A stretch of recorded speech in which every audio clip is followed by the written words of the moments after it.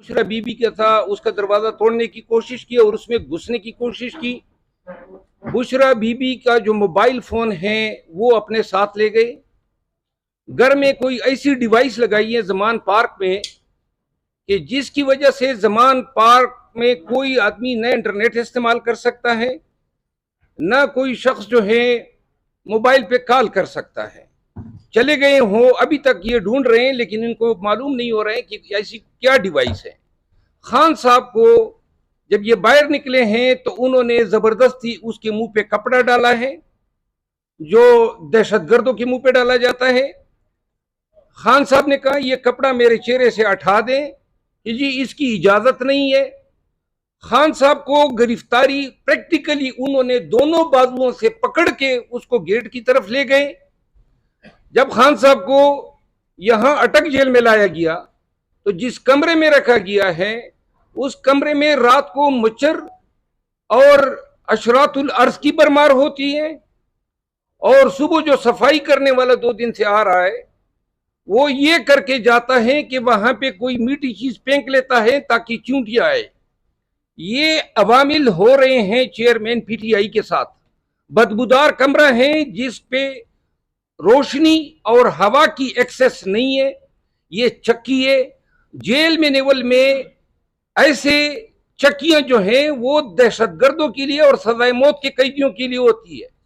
इससे पहले हम आपको बताते रहे हैं कि अली मोहम्मद खान, शहरियार अफरीदी, अली अमीन, इन सबको इन्होंने चक्कियों में रखा, लेकिन हमें ये गुमान नहीं था कि ये पाकिस्तान तहरीक इंसाफ के चेयरमैन और साबिक वज़ीर-ए-आज़म पाकिस्तान के साथ इस तरीके से ये अमल रवा रखेंगे। आखिरी गुजारिश उनको, खान साहब को उन्होंने जेल में नेवल के मुताबिक जो खाना दिया है उस खाने के सेहत पे काफी शकूक शुबात हैं।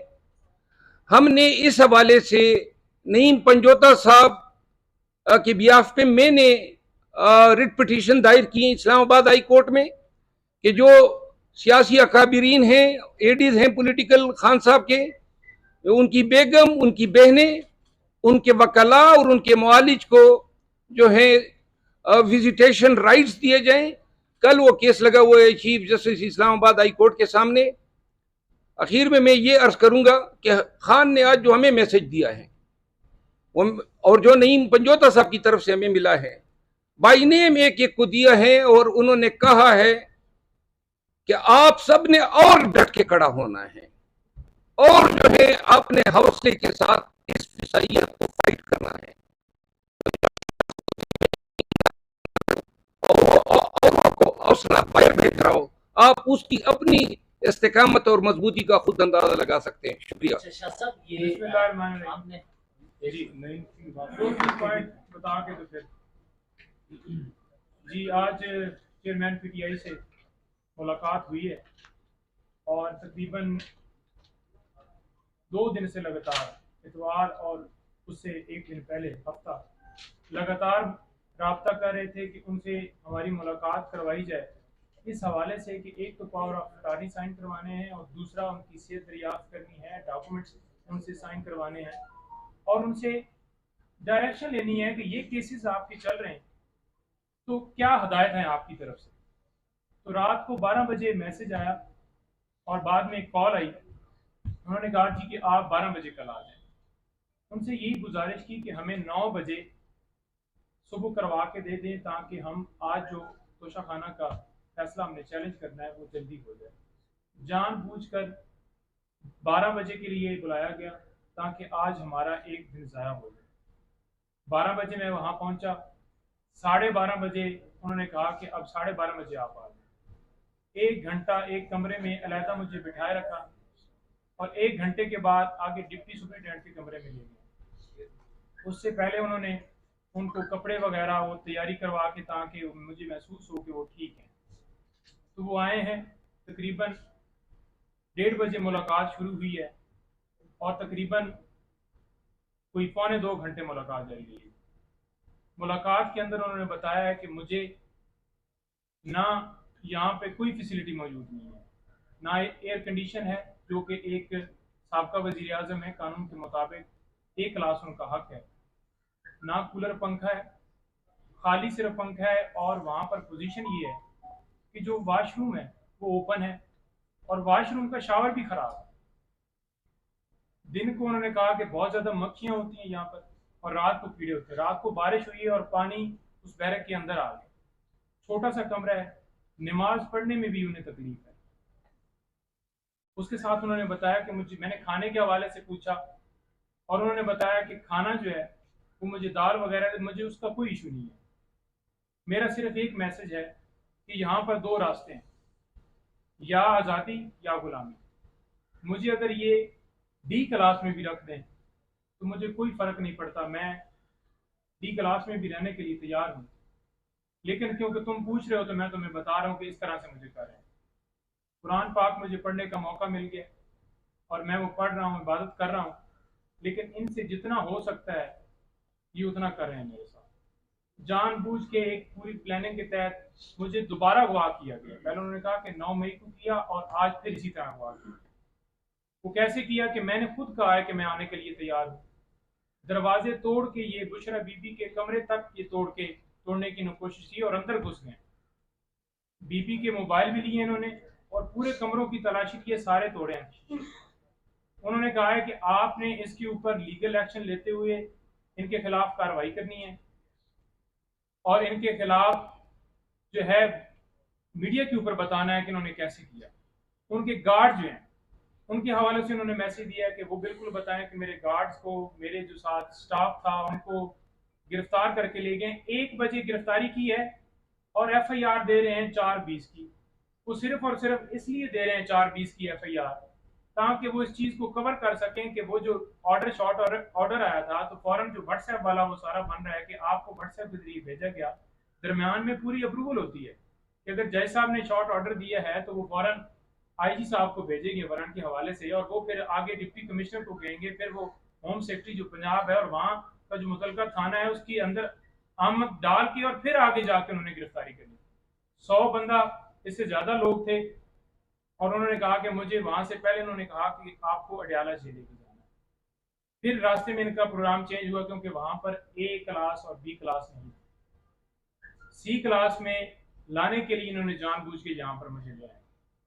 मुझे कोई ना मोबाइल की एक्सेस है, ना वहां पे मुझे कोई जो टीवी लगा हुआ है कि मुझे पता चले कि हो क्या रहा है, ना वहां पे अखबार आने देते हैं। तो किसी हवाले से कोई जो बुनियादी सहूलियात है वो वहां पे उन्हें अवेलेबल। तो लिहाजा आज उनकी तरफ से बिल्कुल खुला मैसेज है कि मैं हर तरह से तैयार हूँ, जितनी देर मुझे सारी जिंदगी भी रहना पड़े मैं रहने के लिए तैयार हूँ। लेकिन उसके साथ साथ हमने वहां पर एक एप्लीकेशन भी फाइल कर दी है सुप्रीडेंट साहब को, जो कि कल शेर अफजल मरवत साहब ने आज एक पटिशन फाइल की है, हाई कोर्ट में लगी है। उसी के तरह की एक एप्लीकेशन सुप्रीडेंट साहब को की है कि जो पार्टी के सरबराहान है या लीगल टीम है और डॉक्टर, अभी तक कोई डॉक्टर जो है हमारी तरफ से वहां पर उसको एक्सेस नहीं हुई, सिवाय मेरे कोई बंदा वहां पर मिल नहीं सका। वहां पर उन्होंने इस तरह से हिसार बनाया हुआ है कि मुझे पुलिस वाली गाड़ी में गेट से लेके गए और 1 किलोमीटर पैदल चलाया वहां पर और मेरी तस्वीरें खींचते गए जगह जगह पे। फिर मुझे जाके उन्होंने मुलाकात करवाई 1 घंटे के बाद। ये सूरत हाल थी अंदर की।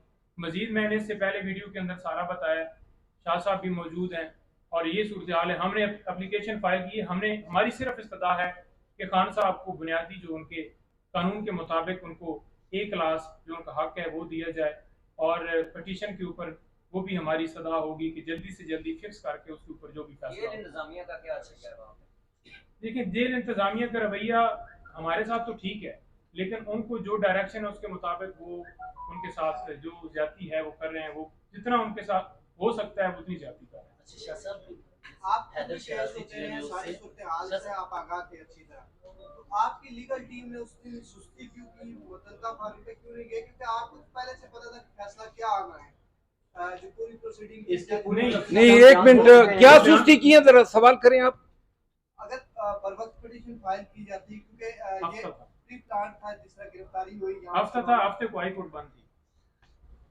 अच्छा शाह साहब, कुछ हम तफसील से वाकिफ बातें जी आप बताएं। हमने कोशिश की शाह साहब, इस वक्त सियासतदानों पे एक तलवार लटकाई जा रही है। साबिक वज़ीर-ए-आज़म को अगर तोशाखाना केस में इस तरह नाअहल किया जा सकता है तो बाकियों ने भी खरीदे हुए हैं। तो क्या इस हवाले से आप नहीं समझते बाकी सियासतदानों के लिए भी ये रास्ता हमवार किया जा रहा है कि इसको एक मिसाल बना दिया जाए अपने रास्ते से हटाने के लिए? बाकी सियासतदान तो मुद्दाई हैं, बाकी सियासतदान तो वो इक़्तिदार में बैठे हुए हैं। शाह साहब, एक तो ये है, दूसरा ये कि इलेक्शन इसको डिले किया जा रहा है। इलेक्शन अगर डिले करने के लिए कुछ किया जाता है तो आपकी पार्टी करेगी क्या उसके? देखिए, हम तो कानूनी चाराजोई कर सकते हैं और हमने की है। हम तो मुसलसल 1 साल से ज़्यादा अर्सा हो गया है एक ही मुतालबा कर रहे हैं, इंतखाबात, शफ़ाफ इंतखाबात। इसके अलावा भी बताइए, इसके अलावा कोई मुतालबा किया तो आप बताइए। एक ही मुतालबा है, इंतखाबात, क्योंकि हम जानबदारी से समझते हैं कि शफ़ाफ, फ्री, फेयर, क्रेडिबल इलेक्शन ही मुल्क को आगे बढ़ा सकते हैं। सोशल मीडिया वाले